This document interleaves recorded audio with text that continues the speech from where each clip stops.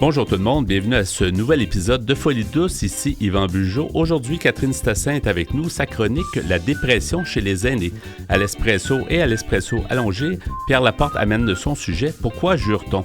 Notre invité en début de deuxième demi est Simon Riendeau-Brouillard. Il est étudiant à la maîtrise en santé mentale. Il nous parle de son parcours de vie. Bienvenue chez nous.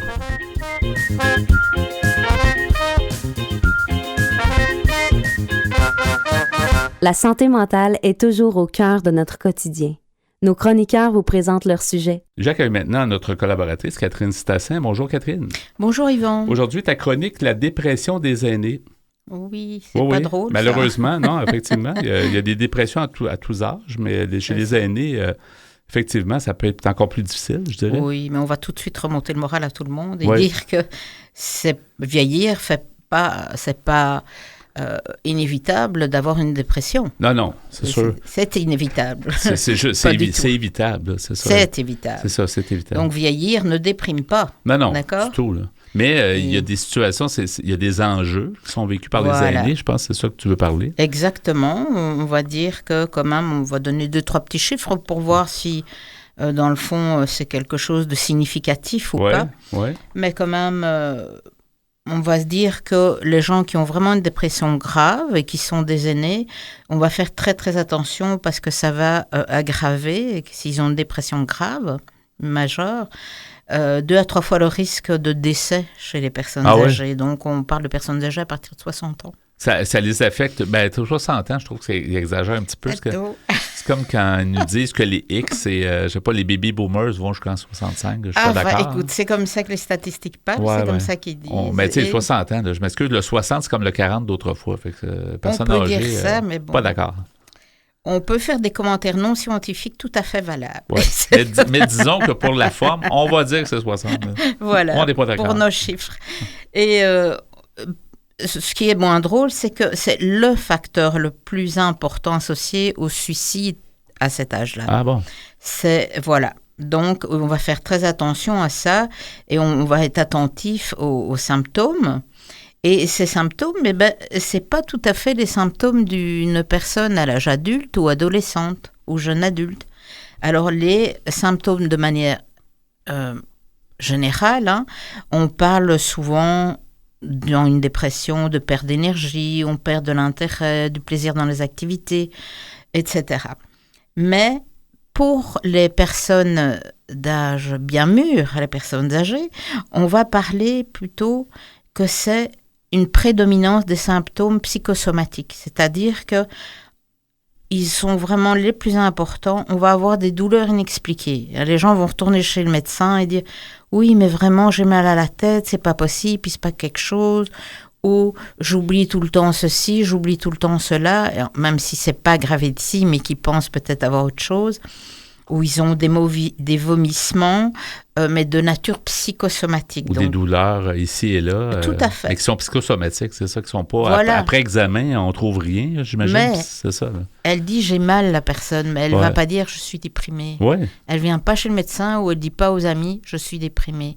Elle a mal partout, c'est tout, où elle a mal. Peut-être qu'elle ne comprend pas elle-même qu'elle est en dépression. Aussi, c'est possible. Ça dépend du niveau d'éducation à la psychologie aussi des fois. Et puis même, des fois, on n'est pas prêt à identifier ce dont on souffre parce qu'on est les premiers concernés. Il y a des tabous. On a beau dire qu'on parle de la santé mentale plus que jamais, mais il y a des tabous encore. Il y a des gens que, pour toutes sortes de raisons, ils trouvent ça très tabou, la santé mentale, la dépression. Donc, ça reste à expliquer encore. Oui. Et puis, on s'attend aussi un petit peu à ce que la personne âgée soit... Elle a vécu une grande partie de sa vie déjà, elle peut se réjouir de si. Des fois, elle ne travaille plus. Il y en a qui ils sont à la retraite, ils ont des activités, des loisirs. Dans le fond, ils sont chanceux, ils devraient être de bonne humeur, etc. Oui, mais ça ne fonctionne pas comme ça. Même que la personne qui a la plus belle situation de vie, si elle fait une dépression, elle va se trouver dans un mauvais état. Là. Voilà, aussi, on peut dire, tu sais, elle a un conjoint ou il a un conjoint.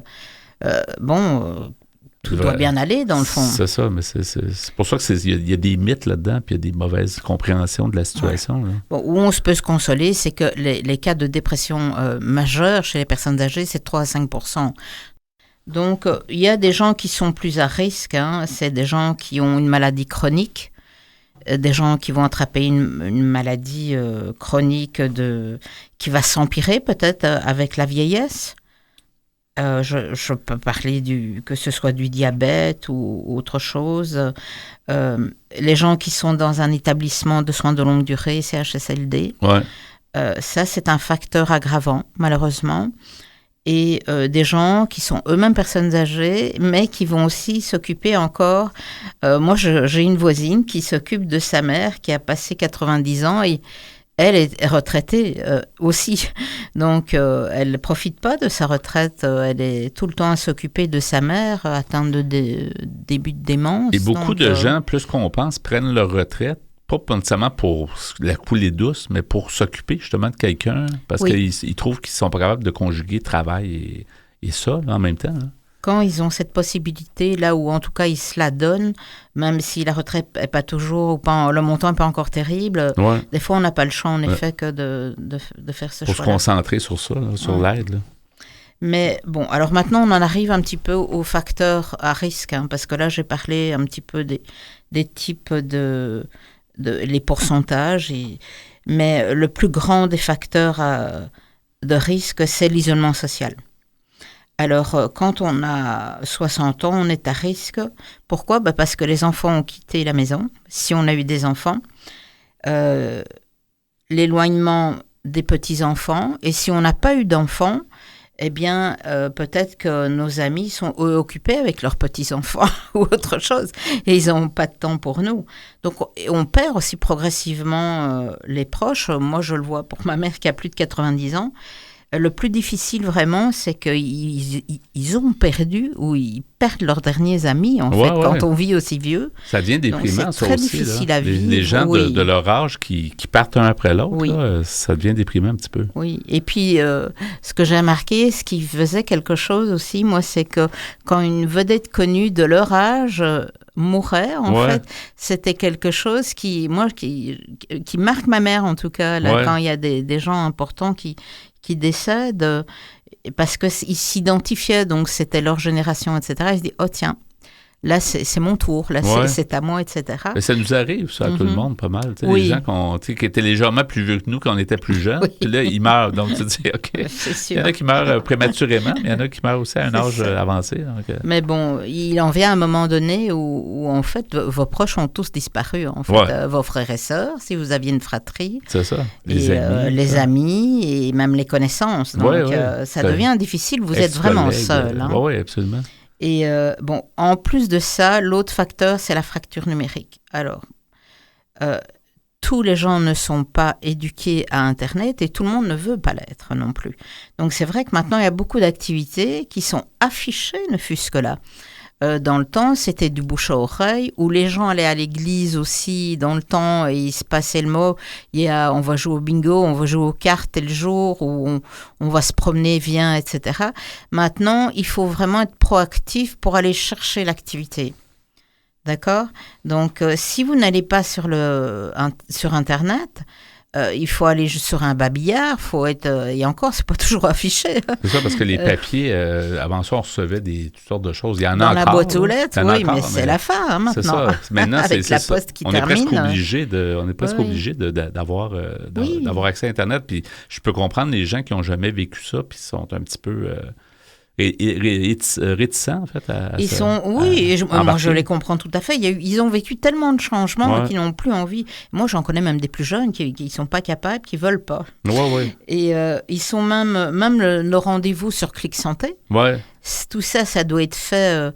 On vous prend un peu pour un extraterrestre. Si vous pointez et vous demandez, je peux réserver un rendez-vous, quoi. Madame, allez voir sur mes camps, on dit ça à une personne âgée. C'est un peu dur, ça là. Ça se peut qu'elle n'ait pas... J'en connais, moi aussi. Je connais des gens qui ont juste un téléphone, puis ils n'ont pas de courriel, ils n'ont rien. Là. J'en connais. Puis c'est correct, là. C'est un choix. C'est un choix, mais la personne âgée, ça va l'isoler encore plus pour les démarches administratives. Et Dieu sait si on a à cet âge-là pour les médicaments, pour trouver des activités, les médecins, etc. Donc ça donne un sentiment d'exclusion, sans parler de l'agisme. J'ai déjà parlé de l'agisme, mais vraiment, il y a un jugement par rapport aux personnes âgées. Or, les personnes âgées ont autant leur place, elles ont autant leur capacité que n'importe qui d'autre et autant accès aux soins. Mais il y a un petit peu cette mentalité, il est vieux, il se fait encore opérer, il est vieux. Et je trouve ça assez choquant parce que dans le fond, ces personnes sont là, elles sont vivantes. Mais il y a de la prévention à faire, des bonnes nouvelles là-dessus. On peut prévenir ça. Comment peut-on prévenir? On peut prévenir en faisant diverses choses. Oui. Et notamment, on peut d'abord stimuler son cerveau.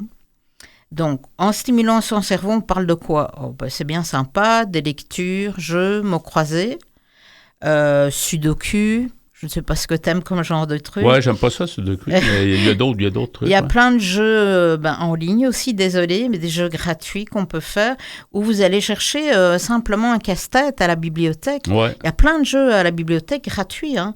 Donc, je vous invite à aller dans vos bibliothèques respectives chercher ça. Dès qu'on fait travailler le cerveau un peu, même apprendre de la musique. Là, ça c'est excellent, j'en ai pas parlé. Mais... Mémoriser des choses, oui, il y a toutes sortes de trucs. C'est excellent la musique pour ça, parce que vraiment, ça fait croiser... ça change les idées aussi. Oui, bonne idée, voilà. Au niveau physique, on doit absolument, si on pense avoir un problème de auditif ou visuel, et des fois on dit, je dois changer de lunettes, j'entends pas bien, mais je vais pas aller à telle réunion, parce que j'entends pas bien. Ouais. Et donc, ça vous isole encore plus. Donc, c'est vraiment important d'aller voir si on a besoin d'une prothèse auditive, de changer de lunettes, etc., pour ne pas s'isoler encore plus. Oui, ça arrive vite. Ouais. Soigner ses dents, pour garder le goût de manger tout ce qu'on veut et pas se dire, non, je mange plus de baguettes ou je mange plus de steak. Croquer dans la vie, comme on dit, croquer. Croquer dans la bouffe aussi. Et dans la bouffe. Ouais. Et puis, aller marcher, faites des activités à votre hauteur physique, entre guillemets, je veux dire, ce dont vous êtes capable, même si vous faites du yoga sur chaise, ça se pratique beaucoup en CHSLD ou dans des maisons de retraite, faites une activité physique. Ça va vous aider à maintenir et votre physique et votre cerveau. Et bien vieillir en santé, c'est possible. Et si je peux me permettre, je ne sais pas si tu as trouvé ça, mais peut-être aller voir des gens de d'autres âges que le nôtre. De ne pas rester confiné avec des jeunes de notre âge. Bonne idée. Des plus jeunes. Ma dernière suggestion. Ah, OK, tu l'avais. Je te demande. Désolé. Voilà, en fait, c'est tout simplement le maintien aussi. Donc, on a le cérébral, le physique et le maintien des liens sociaux parce que nous sommes des animaux sociaux, les êtres humains. Ouais. Et donc, il faut continuer dans un club, que ce soit des mots croisés ou un club de fléchettes ou du séco, ou du sport, des langues. Gardez le contact avec les enfants et petits-enfants. Et si vous n'en avez pas, vous pouvez... Tu vas en emprunter presque. Ou faire du volontariat. Les CHUM acceptent les gens qui bercent les bébés, qui font des visites aux gens, pas que les personnes âgées. Oui, ça peut aider. C'est déjà tout le temps, Catherine. Merci beaucoup. C'était fort intéressant. Des références, comme d'habitude. Tu nous amènes toujours plein de références. Les gens qui veulent aller lire ça sur notre site web, antenne.qc.ca, dans la section mentionnée à Folie douce, sur ta chronique, en fait, de Catherine, qui est la dépression des aînés. Merci beaucoup et à la prochaine. Merci, Yvan. Au revoir. Au revoir, tout le monde. Folie douce est aussi présent sur Instagram. Cherchez Folie douce radio et venez nous voir. C'est maintenant le moment de ton espresso, Pierre. Donc aujourd'hui, la question « Pourquoi jure-t-on » ou « Pourquoi sacre-t-on » si on veut dire. Oui, sacre-t-on, oui. Ici, il s'agit de jurer, mais pas dans le sens de quand on va à la cour et qu'on dit « je le jure ». Non. Plus dans le sens de sacrer. Exactement.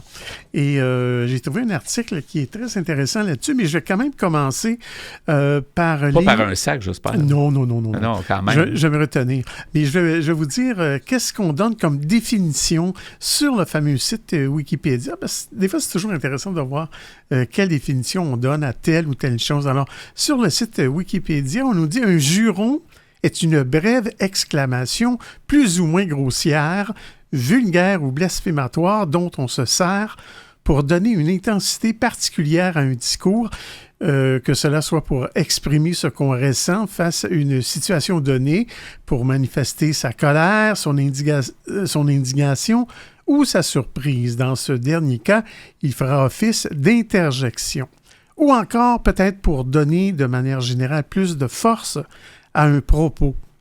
Un juron peut éventuellement être interprété comme une insulte selon les circonstances dans lesquelles il est proféré. Cependant, de façon générale, le juron est une réaction devant une situation. Il ne vise pas, en principe, un destinataire particulier.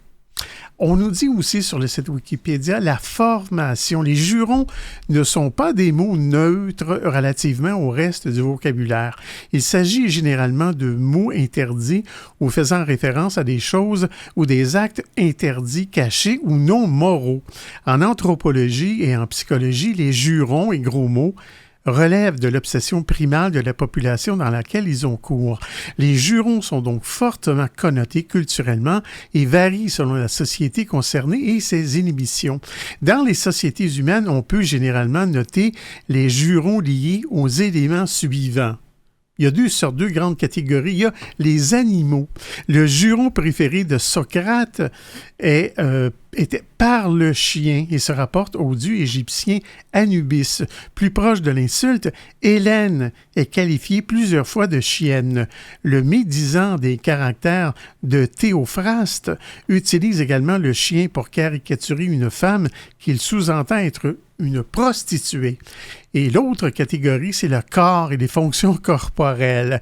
Il s'agit ici des parties du corps honteuses, ou en tout cas, en principe cachées, ou de fonctions corporelles de même nature, comme les mots « mère de foutre » et tout le domaine de scatologie en héritage de nos ancêtres, les grands singes, qui urinent et font défécation en dérision pour insulter l'autre, ce que j'ignorais.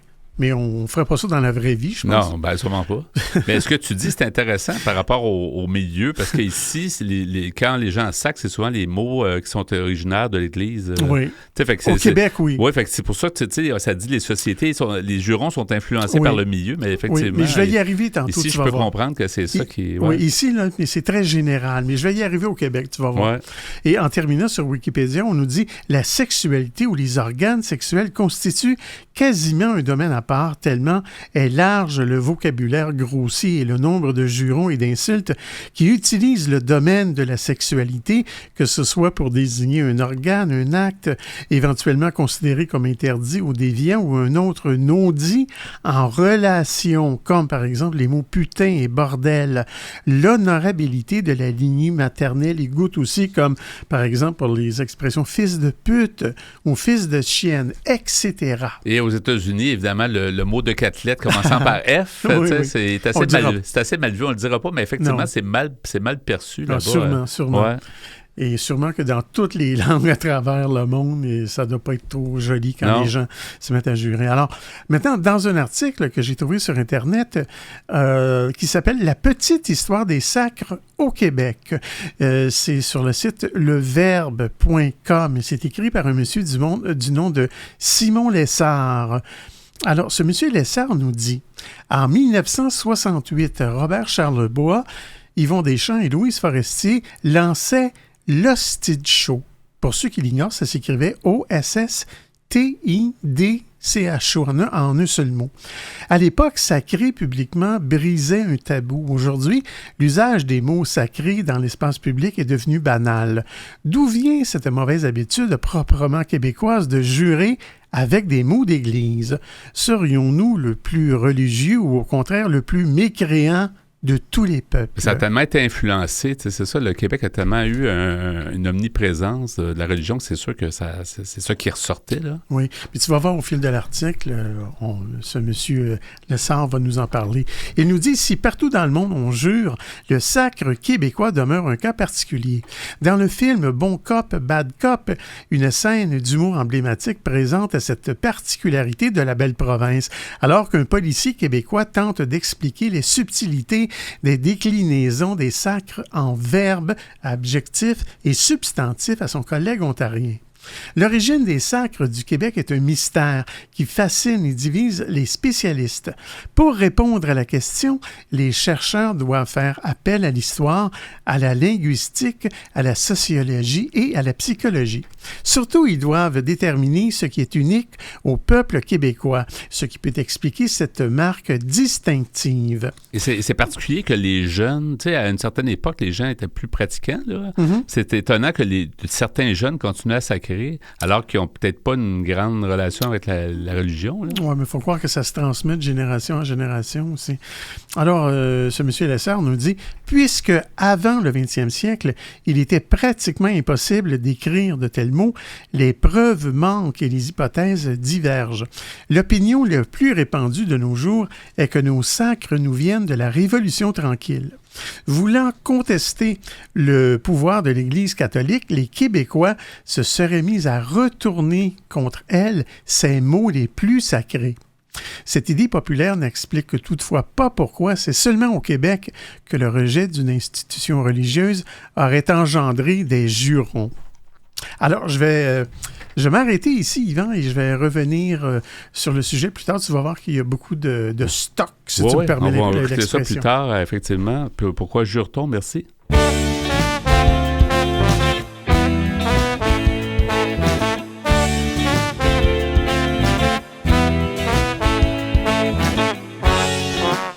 À venir dans cet épisode de Folie douce, notre invité est Simon Riendeau-Brouillard. Il est étudiant à la maîtrise en santé mentale. Il nous partage son parcours de vie.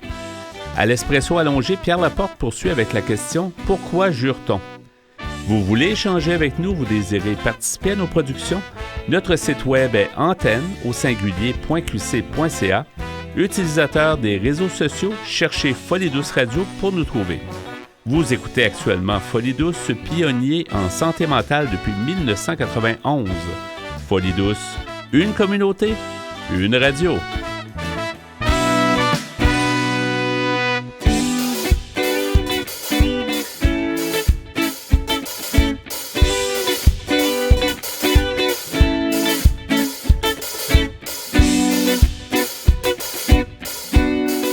Vous êtes à Folie douce parce que la santé mentale nous concerne tous. Je suis maintenant en compagnie de Simon Riendeau-Brouillard. Bonjour Simon, bienvenue à l'émission. Bonjour, merci. Bonjour, bienvenue. Tu es étudiant à la maîtrise en santé mentale. On va parler de plein de choses. Surtout, je pense qu'on va parler de... Ça va donner espoir, je pense qu'on va entendre, parce que tu es quelqu'un qui est dynamique. Tu nous as contactés, puis je trouvais ton cheminement intéressant. Puis je trouve que c'est intéressant de montrer des histoires de vie qui peuvent faire du sens, qui peuvent donner espoir aux gens. J'aimerais ça que tu me parles d'abord peut-être de ton parcours, puis de toi, en fait, pour qu'on te connaisse mieux, puis on va évidemment parler de plein d'autres sujets. Hein. Moi, j'ai, dans ma vie, eu à traverser des moments où ma santé mentale était un enjeu dès que j'avais 18 ans. J'ai traîné pendant plusieurs années un embrouillement mental qui m'empêchait de progresser adéquatement. Malgré que j'étais fonctionnel, on peut pas dire que j'atteignais un plein potentiel comme on va décrire que je peux faire actuellement. Comme tu t'aurais souhaité. Probablement que tu te voyais faire des choses, mais tu n'y arrivais pas. Oui, mes projets n'arrivaient jamais à rien. Ou presque rien. C'était toujours très de base. J'ai intégré certains emplois, puis ça fonctionnait pas nécessairement à cause de mon organisation mentale. Et puis, j'ai poursuivi certaines études. Je me suis cherché professionnellement énormément. On a parlé de sécurité militaire, d'intervention psychosociale comme intervenant en santé mentale pendant quelques temps. Ensuite de ça, j'ai tenté ma chance dans le transport de personnes puis de marchandises, ce qui n'est pas vraiment fait pour moi tant qu'à moi, mais que j'ai apprécié toutes les expériences. Dans l'ensemble, ce que j'ai le plus retenu, c'était vraiment ma passion pour la psychologie. J'ai acheté mon premier livre de psycho à 18 ans, La psychologie pour les nuls. Et puis, aujourd'hui, j'ai une bibliothèque pleine de livres. C'est un investissement pour moi, la littérature. Tu voulais mieux comprendre la santé mentale parce que, comme tu disais tantôt, autour de 18 ans, ça a commencé à aller un petit peu moins bien. Est-ce que ça faisait longtemps? Est-ce que ça s'est comme déclenché? Est-ce que c'est comme une période difficile qui a vraiment commencé là précédemment, il y avait quand même des problématiques? Sans vouloir sortir les grands termes, là, avant le déclenchement d'une maladie psychotique, il y a une phase qu'on appelle prodromique. Si je me trompe pas pour le terme, là, corrigez-moi si je me trompe, mais il y a une période où on se sent moins bien avant le déclenchement intégral de la maladie. Et puis par la suite, la plupart du temps, il y a une phase plus instable où les symptômes sont plus aigus pour ensuite atteindre un plateau où on devient dans un état où on nécessite des soins. Et moins fonctionnel aussi, là, c'est ça? Effectivement, c'est quand on évalue une personne, c'est son fonctionnement, c'est l'atteinte au fonctionnement. Si, en ce moment, l'auditeur qui m'écoute se pose des questions sur lui ou sur la santé mentale autour de lui, d'une personne, l'important dans la vie, c'est de fonctionner, que ce soit biologiquement, c'est-à-dire est-ce que physiquement on se sent bien, est-ce que psychologiquement on se sent bien, est-ce que socialement on dans une approche intégrale, on participe à la communauté puis on a des échanges. C'est ça, c'est aussi simple que ça. Pour vivre une vie relativement équilibrée, c'est ça. Il faut avoir un peu les points que tu viens de mentionner. Est-ce que tu as eu un ou plusieurs diagnostics à l'époque? Est-ce que ça a changé? Je dirais que c'est scandaleux à quel point le nombre d'évaluations psychiatriques que j'ai suivies. Et puis, j'en suis venu à m'intéresser aux erreurs médicales, justement. OK. Pas seulement aux erreurs psychiatriques, c'est un volet, mais ils ont alterné plusieurs diagnostics. Je dirais que le mode de fonctionnement psychiatrique reste à éprouver, surtout dans la relation patient-psychiatre. Ça a été un gros enjeu de faire confiance aux psychiatres.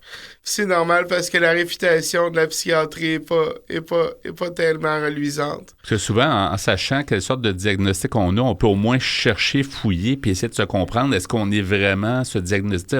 On n'est pas un diagnostic, on est une personne, là, d'abord. Là. On n'est pas une maladie, ça a été dit, là. Il y a une phrase célèbre qui a été dite déjà. On est plus qu'une maladie, on est d'abord une personne. Là. La maladie fait partie de nous. La différence, c'est que certaines personnes ont des troubles de personnalité puis d'autres des maladies. Le trouble de personnalité, c'est que la maladie, elle s'en ira pas. Il va falloir que vous déclenchiez des stratégies puis vous mainteniez des situations où vous copez, c'est-à-dire que vous trouvez des alternatives à vos comportements puis vos attributions mentales. Tandis que quelqu'un qui a une pathologie comme moi, ou comme n'importe qui a une psychopathologie, il y a un exemple de rémission qui est possible. Est-ce que tu parlais tantôt, tu sais, ça arrive, il y a certaines maladies qui arrivent souvent, justement, fin de l'âge adolescent, début adulte, tu sais, on en connaît plusieurs, là, des maladies qui se déclenchent à ce moment-là. Quand est-ce que tu pourrais dire que ça a commencé à mieux aller pour toi? Parce que là, actuellement, tu as... Je pense quel âge que tu me disais? Je suis rendu à 41 ans. C'est ça. Puis là, on part de 18 ans jusqu'à aujourd'hui. Dirais-tu qu'aujourd'hui, est-ce qu'il y a eu un moment où ça s'est mis à mieux aller? Il y a eu des phases de stabilité, de pseudo-stabilité où j'étais pas complètement en rémission sans le savoir parce que la symptomatologie était pas complètement partie. J'avais des comportements moteurs désorganisés parfois. J'étais pas tellement apte à vivre une vie adéquate. Mon fonctionnement a toujours été altéré. Mais j'aimais ce que je pensais que je fonctionnais. On me regardait autour de moi, on disait « Tu vas bien, tu fais ce que tu as à faire », mais ce que je savais pas, c'est qu'il y aurait une période encore plus difficile qui s'en venait quand il y a eu l'éclosion d'un deuxième diagnostic suite à un traumatisme dans un milieu de travail. J'ai été victime énormément au travers de tout ça d'intimidation sociale, de stigma social. Je pense que c'est le plus difficile quand on a une maladie mentale, c'est de faire face au stigma social. Puis ça se fait pas sans prendre confiance en soi. Puis quand on est adolescent, puis on commence à avoir un trouble de santé mentale, la confiance en soi est plus ou moins... bien phasé avec la réalité. Ce qui se passe, c'est que vous apprenez à vivre avec tout ça, le soutien social qui est nécessaire, qui est à tout prix. Nos proches aussi, c'est important, là, nos amis, notre famille. Tout est là, mais dans le soutien social, dans les facteurs sociaux, il rentre les facteurs économiques. Il Faut pas oublier ça. Ouais. Puis, avoir un trouble de santé mentale, c'est pas partir premier sur la ligne de départ pour faire beaucoup d'argent dans la vie. C'est ça, on part déjà avec certaines problématiques, puis il faut se battre encore plus, mais c'est bien que ton cheminement, on disait tantôt dans la présentation, tu es quand même étudiant à la maîtrise en santé mentale, c'est quand même pas rien, là. Fait que tu as eu de la détermination pour faire des études puis arriver à cette étape-là, là. Quand, en 2013, j'ai décidé que je changeais ma vie. J'ai changé mon apparence physique, je me suis mis en shape, excusez l'anglicisme, je me suis mis en forme, mais dans un langage de gym, tu sais, je me suis mis vraiment en forme. Tu voulais avoir à la fois de la santé physique et mentale, dans le fond. Je faisais de la compétition de bodybuilding, okay. Puis j'ai décidé de retourner aux études en même temps, suite à une situation, un des enjeux au niveau familial. Une séparation, les enfants et tout, pour ensuite reprendre le chemin de l'université, puis j'avais comme but de devenir psychologue. Puis il y a toujours eu des gens autour de moi qui doutaient, qui disaient « Simon, trouve-toi un plan B, Simon, trouve ci, Simon, trouve ça. » Ça fonctionnait pas, j'avais pas une moyenne adéquate. Puis les solutions viennent parfois tardivement, mais sûrement. Ce que je cherchais en 2016 en allant consulter, parce que j'ai consulté pour d'autres choses que de la psychiatrie. J'ai consulté en aide pédagogique individuelle à l'université pour augmenter mes talents en kinésiologie, justement, comme je disais, pour être en forme puis beau physiquement, pour aller faire des concours de beauté. C'est-à-dire qu'en médecine occidentale, la mode, c'est on a un spécialiste pour tout, tu sais. Même si on a des médecins généralistes qui comprennent pas tout puis qui aident beaucoup, on peut aller chercher de l'aide spécialisée, individualisée.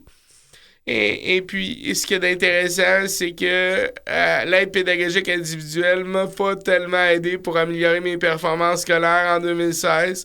Puis en 2022... 2023, j'ai découvert ce qu'un professeur de l'UQAM qui s'appelle Steve Masson, fait en neuroéducation, qui m'a énormément aidé, qui a changé ma carrière, qui a changé ma manière d'apprendre en étudiant le contenu de ses cours. Puis en même temps, j'ai eu l'occasion de l'exploiter, ce que c'est que l'enseignement en faisant une mission humanitaire en Haïti à distance, en enseignant psychologie clinique. Et maintenant, tu veux quand même, tu veux éventuellement travailler de ça, parce que tu étudies justement pour, en plus de ton expérience personnelle, puis peut-être de tout le reste, tu veux intervenir comment, en fait, au niveau de la santé mentale? Je l'ai déjà fait, j'ai déjà pris des clients privés, j'ai déjà travaillé dans un organisme communautaire comme intervenant en santé mentale. J'ai déjà collaboré avec des intervenants pour développer leurs organismes. Mais le problème, c'est d'être rémunéré puis de manière stable puis de bien faire le travail. C'est-à-dire qu'il faut être disposé mentalement à offrir la même prestation au travail que quelqu'un qui n'a pas d'handicap, si on pourrait dire, au niveau mental. Mais en même temps, tu as un peu un avantage, parce qu'on parle souvent de pères aidants maintenant, des gens qui ont passé à travers différentes problématiques. Tu sais de quoi tu parles, là? Tu nous en parles depuis tantôt. Mais père aidant, c'est pas du tout la même chose. Non, mais dans le sens que tu peux avoir une approche que tu connais plusieurs problématiques, fait que ça te donne un avantage pour quelqu'un qui a peut-être pas eu ces expériences-là. J'ai l'occasion, effectivement, d'explorer plus que ma propre problématique, d'avoir rencontré des enjeux moi-même. Freud a dit si tu veux aider les gens, il faut que tu connaisses la vie. Et puis c'est vrai. C'est simple. Mais c'est ça quand même. C'est simple. Et puis le film qui était en anglais, qui a été traduit en français, le dernier qui est disponible, le titre me passe de l'esprit, mais le dernier épisode, je crois, si je me trompe pas. Je l'ai vu en anglais et puis le film est fabuleux. Ça parle un peu de ça, ce que tu viens de nous dire. En fait, ça montre ça. Ça montre ça. Ça montre qu'il a connu la guerre. Ça montre qu'il y a eu des conflits spirituels avec d'autres gens. Et puis, la mode, avant que la science soit optimisée sur la technologie, c'était les enjeux spirituels. Oui. Simon, c'est déjà tout. Ça a passé extrêmement vite, mais je veux te remercier pour ton témoignage. Je trouve que ça montre ça montre une histoire de vie, réelle, qui est toi, qui a 41 ans, puis qui travaille, qui veut faire des choses pour améliorer sa vie puis améliorer la vie des autres. Merci beaucoup d'avoir été à l'émission. J'aimerais ça qu'on mentionne peut-être comment on peut te trouver. Tu es un peu sur les médias sociaux. Vous pouvez me trouver sur Facebook, Simon Riendo-Brouillard, sur LinkedIn. Encore mon nom. Ouais. C'est sûr que j'ai des doublons de compte parce que j'ai eu des problèmes d'identité, mais en cherchant ton nom, cherchant mon nom, je sors facilement. Parfait. Simon Riendo-Brouillard, merci d'avoir été des nôtres. Merci pour ton partage, puis pour ta générosité, puis bonne chance surtout pour la suite. Merci à vous. Merci beaucoup. À la prochaine. À la prochaine. Vous écoutez le rendez-vous radiophonique hebdomadaire Folie douce, qui traite de santé mentale depuis 1991.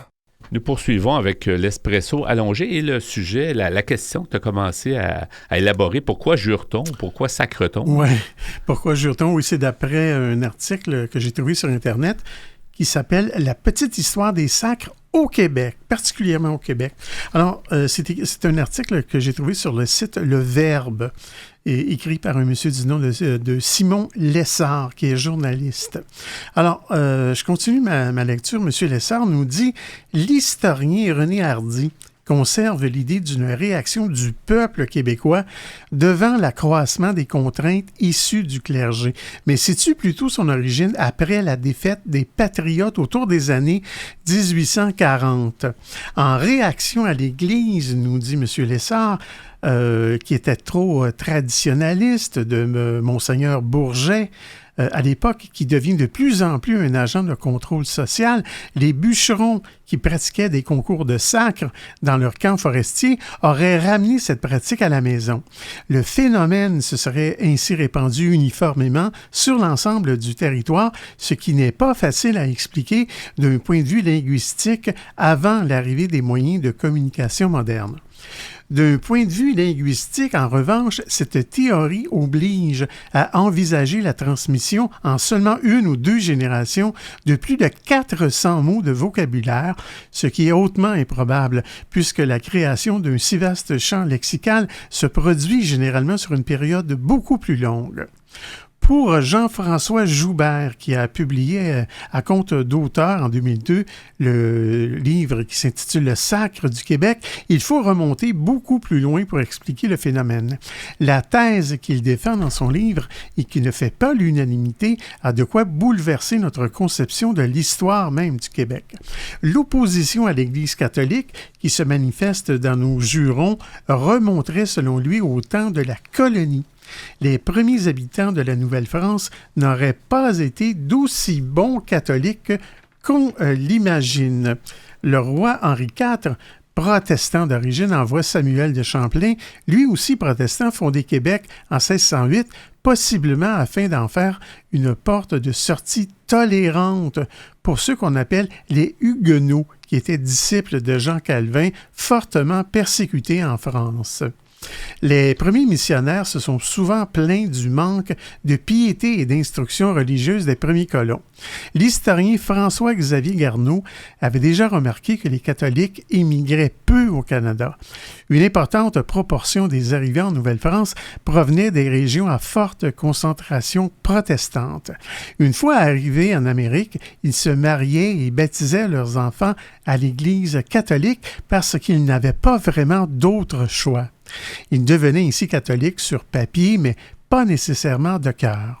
Parce qu'ils étaient obligés de pratiquer un culte auquel ils ne croyaient pas ou peu, ces colons faussement catholiques auraient fini par développer des jurons presque tous liés au culte sacramentel de la messe, que les protestants considéraient comme une cérémonie superstitieuse. Il faut dire qu'avec les conditions de l'époque, toutes les raisons étaient bonnes pour sacrer, parce qu'il faisait froid, il y avait des mouches. Ça devait être très dur. Ah, sûrement que la vie était plus pas mal difficile. plus difficile. Oui. Alors, M. Jean-François Joubert nous dit « Nos blasphèmes ont été créés comme outil d'expression de la dissidence contre les communautés religieuses catholiques. Ils se sont transformés en marqueurs identitaires par un peuple fatigué des persécutions religieuses et en situation de force en Nouvelle-France. Cette situation de force explique, selon lui, pourquoi ailleurs dans le monde, des protestants minoritaires n'ont pas développé de pareils jurons. Leur grand nombre aurait favorisé chez nous une plus grande tolérance à leur égard, accrue et maintenue ensuite par l'arrivée du régime anglais.